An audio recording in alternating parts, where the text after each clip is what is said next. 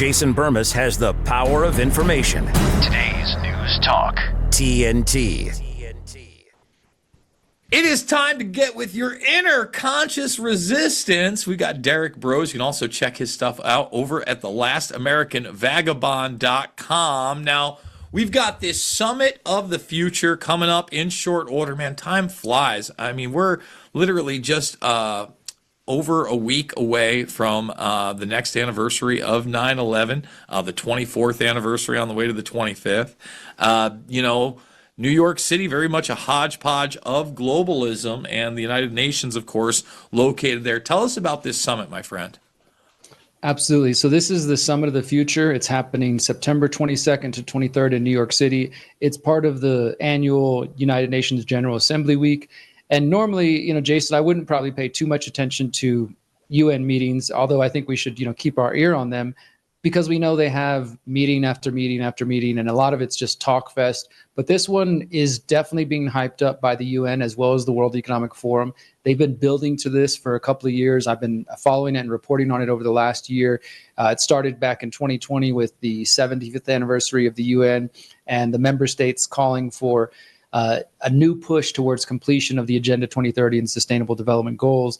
And UN Secretary General Antonio Guterres claiming that we're falling behind on the goals, we're not going to reach them by 2030 unless we have this renewed push, both from support from nations as well as injection of finances and more money going towards the goals. So at the Summit of the Future, they'll be meeting for 2 days, and what people really need to know is that they're planning to sign what they're calling the Pact for the Future. And we've already seen 3 drafts of it now. The newest version should be coming out any day now. It'll be finalized before they actually meet. But every 193 member states of the UN is on board for this. And the main takeaway is that it's calling for the creation of an emergency platform that they said could be initiated in the event of an emergency that shocks multiple regions of the world. And of course, they list different things that could be emergencies, pandemics, cyber things, threats from space. They put that in there, of course, all kinds of things. And if the UN claims that's a shock that impacts multiple regions of the world,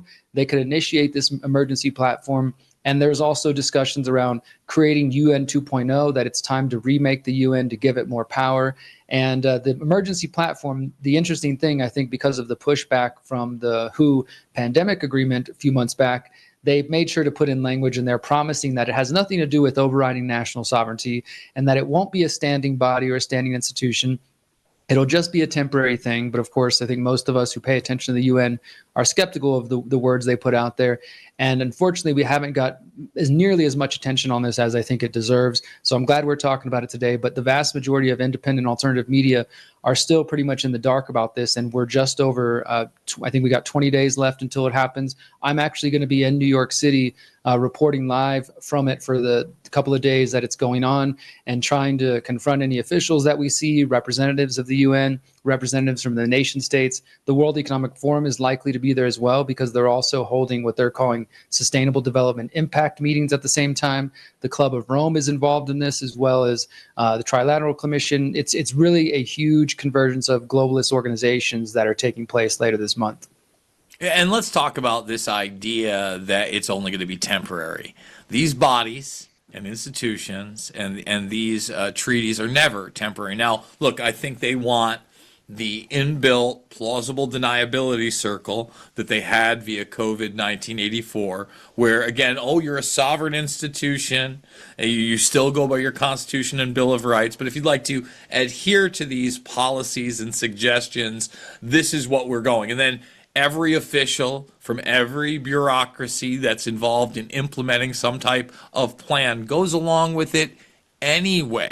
That's the real issue here. It's death by 1,000 cuts. So yeah, we can put the pandemic treaty on hold. These are another 5 avenues for globalism to work their way in. And like you said, empower even more organizations outside of just the World Health Organization, the World Economic Forum, and the UN traditionally. You're not only just talking about the trickle-down organizations that are at these places on the stump, but you're now talking about, I would say, parallel organizations like the Trilateral Commission and these institutions getting more authority, getting more power. Is that correct?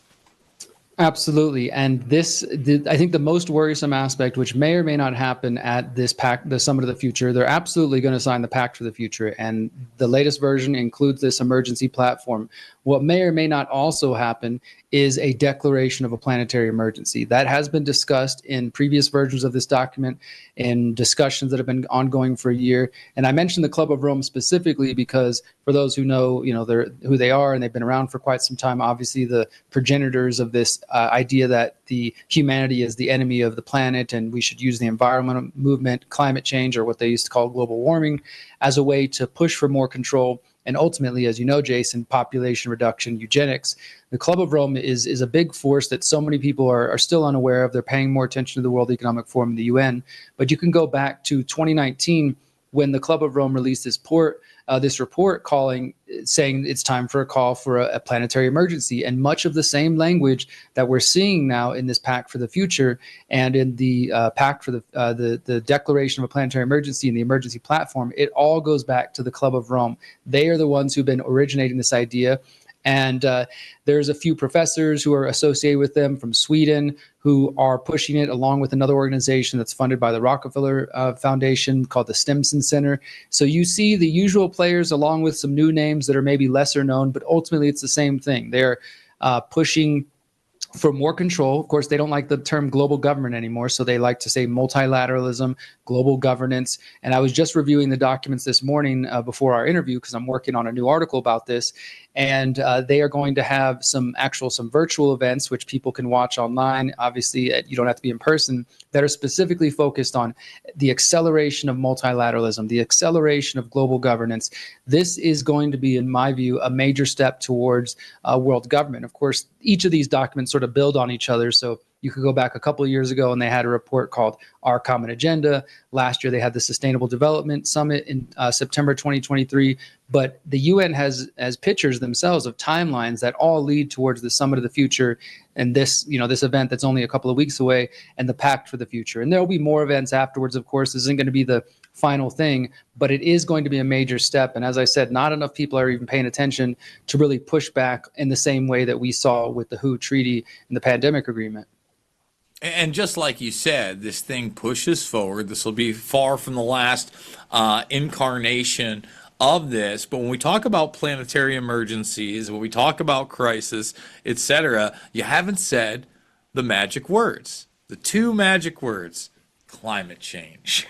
Now, at any time, and we know what the mantra has been, you talk about these organizations, whether it be the Club of Rome, the Summit from Brazil, etc. It has always been around climate change and the crisis and the catastrophe it means for man. So you give these powers out to these people. You condition the public. You buy off and infiltrate the governments. What are you going to get? You're going to get a planetary emergency based on the regimentation of all human beings and activity under the guise of this climate crisis and under the guise of the authority of this global governance mechanism, in my opinion. It's absolutely about climate change, Jason. I mean, that's, of course, in their list of here's some of the emergencies we must prepare for. They talk about war. They talk about economic collapse. Like I said, there's a whole section about space. So they're definitely paying a lot of attention to this alleged threat from space. But absolutely, they mention the climate crisis. And they really do mimic the language of the World Economic Forum that we've seen in the last couple of years. We've talked about this term polycrisis. You see that a few different times. And all of that is designed to signal to the average person that the world is in such a state of calamity that there is no longer the capability for individuals or individual nation states to take on these problems. They're so great, they're so massive, pandemics, climate change, et cetera, that we can't have nation states running the show anymore. We need to move beyond that. And again, they're talking about UN 2.0. They're talking about remaking the UN Security Council, invoking some charter changes. Not sure if that will happen this time, but it's definitely on the table. They're definitely discussing this. And there's also discussions of a new Bretton Woods movement. Of course, Bretton Woods was the beginning of the IMF and the World Bank. So a big part of this as well is trying to inject millions, billions of dollars, if not trillions, into accelerating the race to the finish line for the SDGs and the Agenda 2030. They talk about public-private partnerships. They talk about trying to get more money from the individual governments themselves. So we should more than likely expect to see not only the signing of the Pact for Future, this implementation of an emergency platform, which then can be used at will, but also some new financial mechanisms where they're going to just try to inject as much cash into this and pushing these agendas on probably further than we've seen. I mean, we all know COVID 1984 was a big step forward towards global government and accelerating these agendas. I think that we're going to see something big after the Pact for the Future is signed. It might not happen on that day, on that weekend. It's still something we should pay attention to, but let alone after that, the document signed, it's all in place. All they need to do is say there's an emergency that shocks multiple regions of the world, and they will invoke this emergency platform. So here it is. We're going to shift a little gears. We're going to go to the Track Trace Database Society. You and I have been talking about this for a very long time, but nonetheless is a big admission. And then you look at the reaction of the companies involved. So you've got Cox Media Group, who's now been caught openly talking about active listening software that integrates AI to capture real-time intent by listening to conversations, not just the ones on your phone. They activate that mic anywhere, folks. You're moving, you're shaking, they're looking at this thing. And they pair that with quote-unquote behavioral data to target in-market consumers. Now, you have Google immediately taking them down as their partnership. You got Facebook being like, oh, we need to clarify this. Are we using metadata? You got Amazon saying they're not aware of the big boy players. The truth of the matter is that ACR software, audio content recognition, has been around for a very long time. I have often pointed to Alfonso as some of this. They also have video content recognition. Alfonso, although utilized in cell phones, smartphones, more your smart TV, your LG devices, they have these type of contracts. But this has been going on for a very long time. And I would just warn people that if you don't think that nation-state entities or private entities hired by nation-state sub-organizations are also doing this very same thing, you are being extremely naive, no? Absolutely. I for one, this story is hopefully going to make some waves and more people will pay attention and not just be one of the things that comes and goes, because it's important. Because I think most people have been in situations where they have said something out loud, had a conversation, and later went to whatever social media platform they're on or whatever website they're visiting and seen an ad pop up. Now, of course, maybe to the average person, they're like, wow, that's convenient. That's helpful. Thanks for showing me that. Those of us who are maybe a little more skeptical, we step back and say, okay, that's a little weird. I didn't type anything. I definitely didn't search for that, but I had a conversation about it and now it's showing up. And so here we are. We've got more confirmation that we're not crazy. Those are in fact happening. Those things are happening. And I was looking, this one's particularly related to the Cox Media Group, which is owned by the billionaire Cox family. Not very well known. They're not, as known as a Musk or, Bezos and things like that. They own the some Atlanta papers. So this is still just kind of a small media group, relatively speaking. Now, if you don't think the other bigger players are using this, like you said, whether you're talking about governments or just bigger media groups that want advertising information to better sell ads to people to make their money, especially in the age where newspapers are starting to die and they're looking for any way to save their, their brands, and same thing with traditional cable news. You're just not paying attention. I absolutely would believe that this is just one of many different type of programs and organizations using this information, these data sets, to then turn around and sell people stuff. So at the most basic level, they're using surreptitious methods to try to sell you new boots and new hats and whatever things you probably don't need. But at the same time, it's just more evidence that we are being monitored and listened to by all the devices around us, whether that is, you mentioned, the smartphone or the smart TV, the Alexa, and all those other things that people kind of expect are listening.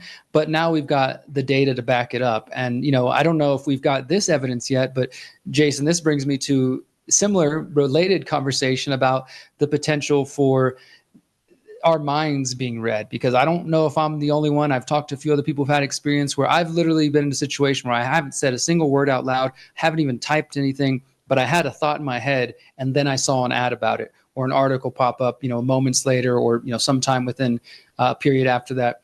Perhaps I'm still crazy, but I wouldn't be surprised if we, with time, find out that that sort of capability is also being taken advantage of by corporations and governments.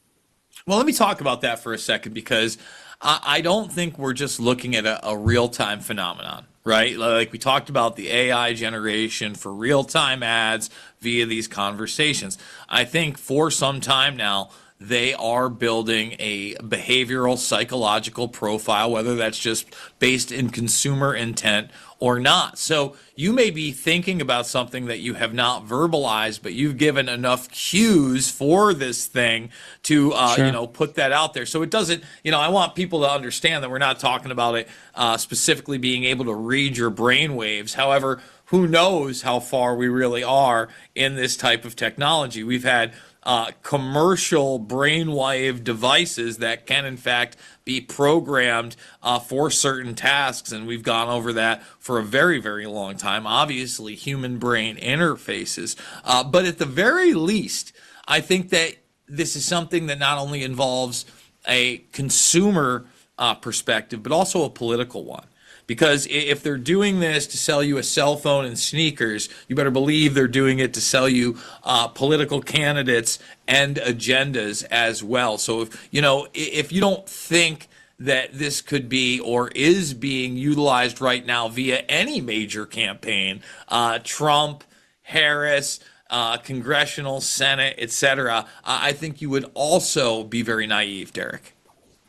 I agree. I mean, these folks politicians are going to be using the same corporate technology as anybody else because they also want to get into our heads. They want to know how to reach voters, and they're going to use whatever they can, whether that's some sort of program like Cox Media Group is now being exposed for, or simply scraping data from other sources. They're absolutely going to try to use whatever they can to better understand human psychology, to sell you things, to get your vote, to manipulate you, etc.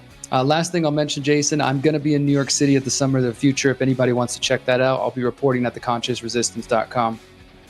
Absolutely. You can also check them out over at thelast.americanvagabond.com. I think that's where you're working on this latest article, correct? Yep. Absolutely. All right, Derek, thank you so much. We will see you next week. Every time we have Derek Bros on, just a great segment. Hey, everybody, Jason Bermas here. And if you enjoyed that segment, I want to let you know that I am live 5 days a week over at TNT.news. And if you go there, you can also interact in the chat. It is 3 to 5 Eastern Time. We are global, baby. So, again, if you dug that segment, please come check me out every Monday through Friday at TNT.news.